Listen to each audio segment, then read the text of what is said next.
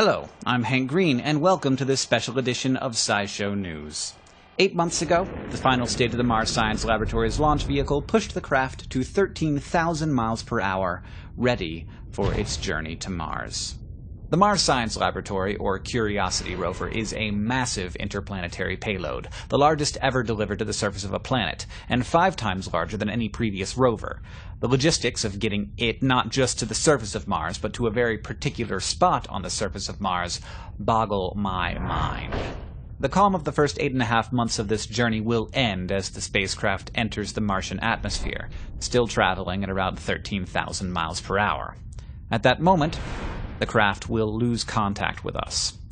7 minutes later, it will be going 0 miles per hour, either sitting peacefully on the surface of the planet, ready to begin its mission, or scattered across the landscape with no sign as to what went wrong. NASA scientists and engineers call this the 7 minutes of terror. As the craft enters the upper atmosphere and jets align it to the perfect entry vector, the friction of the atmosphere heats the heat shield up to 1,600 degrees Celsius while slowing the craft down to a much more manageable 1,000 miles per hour. Still, though, faster than the speed of sound.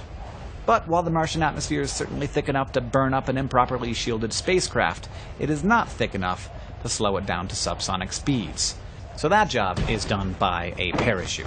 The largest supersonic parachute ever designed, in fact, weighing only 100 pounds and yet capable of withstanding 6,500 pounds of force. But now I have for you some more scary news, because the Martian atmosphere is so thin, the parachute isn't enough to achieve a safe landing speed, so you guessed it, a third stage is necessary: the powered descent.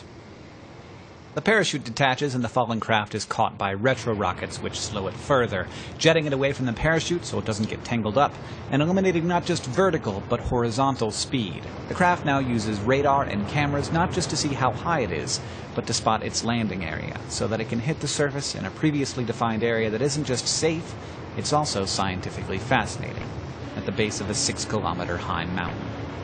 However, there remains one final problem.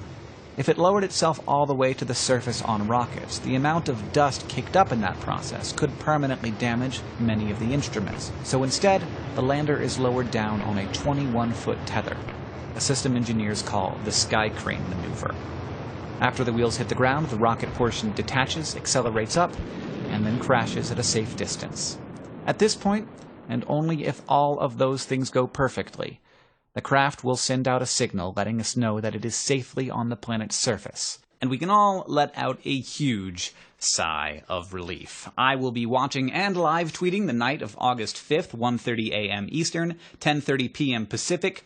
Please join me for one of the most intense scientific moments in human history. Thank you for watching SciShow News.